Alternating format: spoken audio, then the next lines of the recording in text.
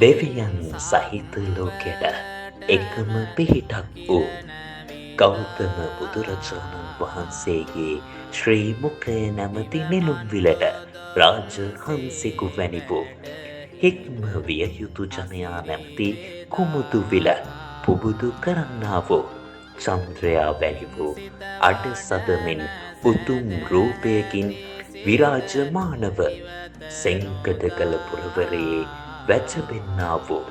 බුදුරජාණන් වහන්සේගේ නිමල වූත් පවිත්‍ර වූත් යටින වාම ශ්‍රී ධාතුන් වහන්සේව ශ්‍රී සෝනුත්තර ධර්ම විද්‍යාලය විසින් මෙසේ වන්දනාමාන කරන වකයි. සප්ත සොරය පරදා බ්‍රහ්ම සොරය නදදු ලෝ සත දුක නිවනා මුනි බණ පහස ලැබූ